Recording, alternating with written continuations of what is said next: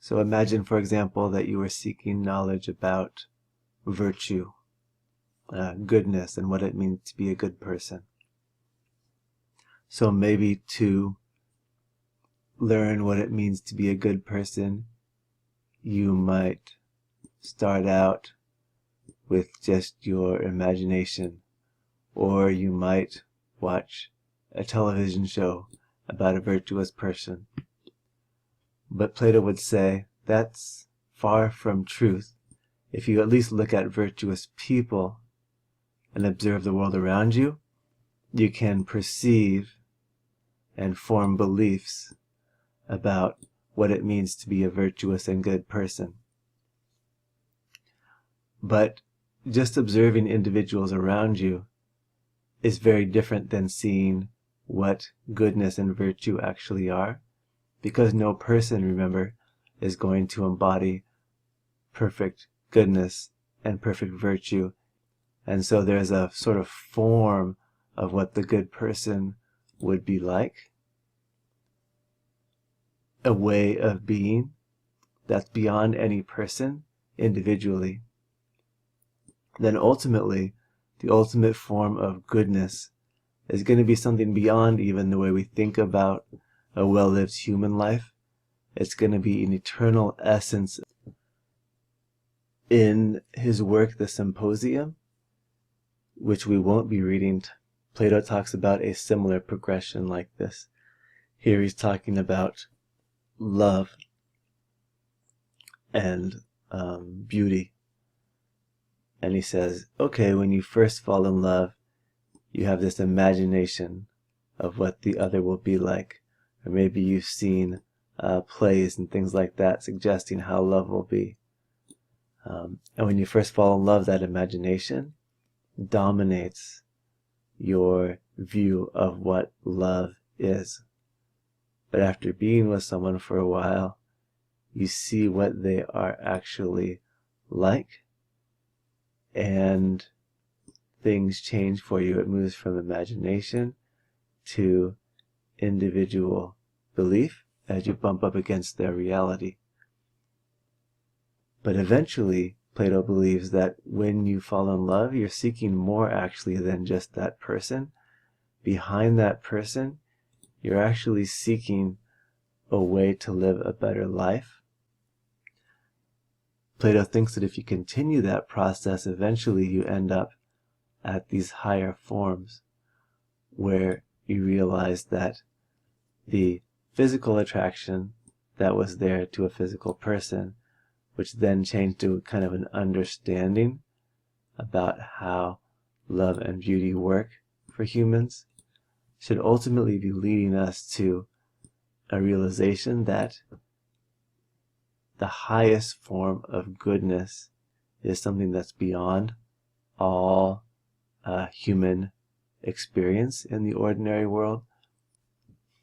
This is the reason, by the way, why these relationships are referred to as platonic friendships. So beware if you tell your mother that your relationship is really just platonic. It's actually a very high bar.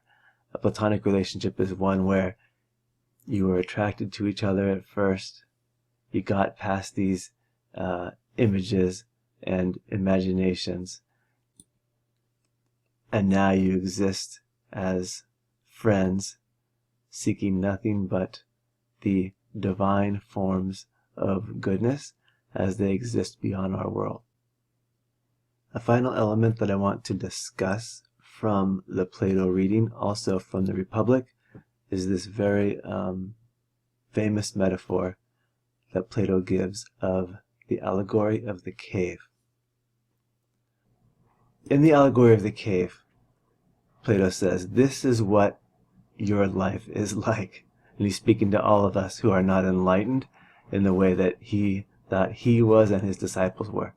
So he said, we all sort of find ourselves in the situation where we're deep in this cave, and in this image there in seats, but Plato actually says it's as if we were chained to a wall in a cave.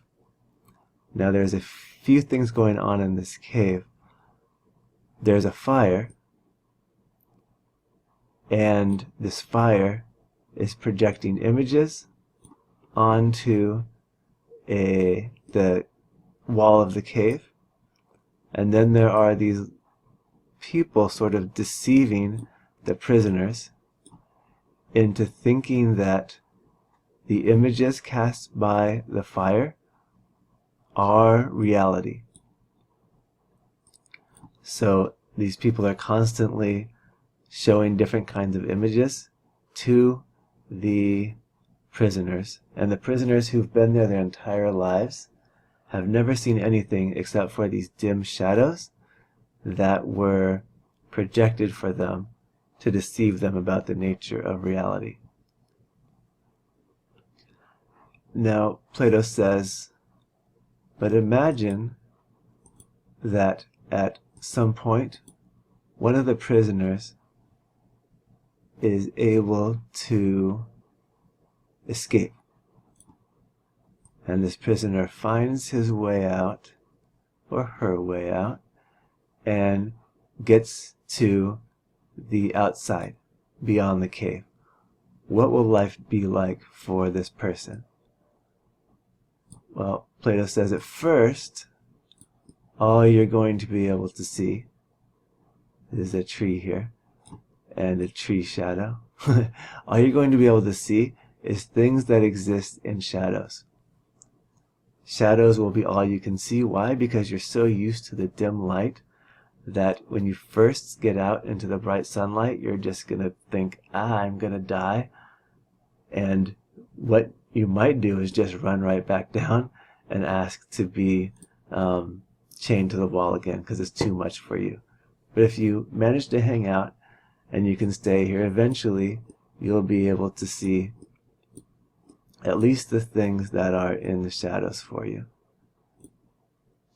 And then if you stay up top in the light long enough, eventually you'll be able to see the things that are actually next to you. So not just the shadow of a horse, but you can see a horse itself.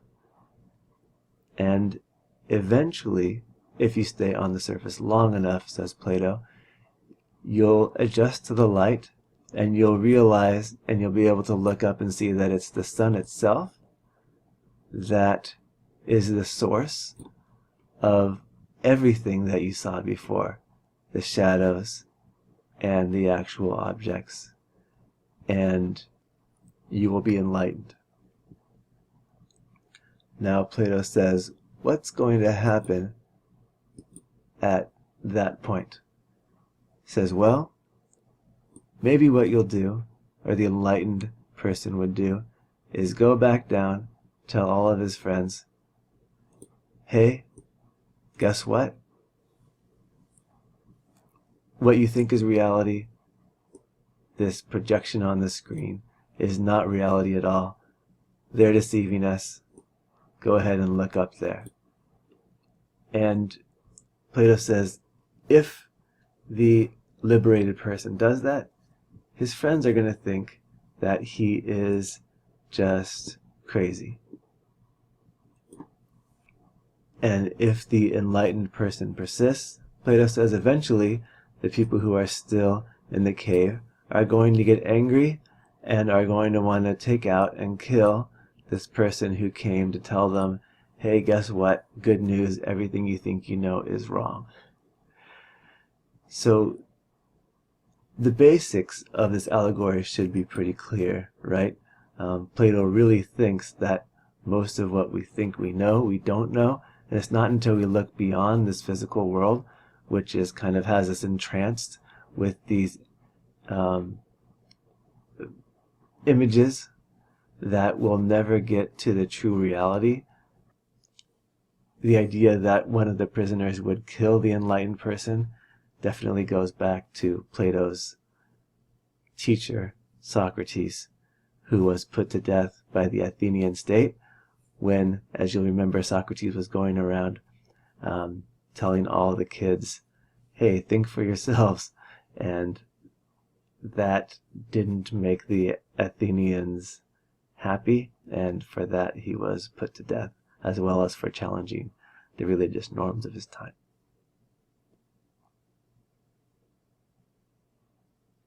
So I hope this gives you a nice way to think about that same divided line, but more in a narrative story format.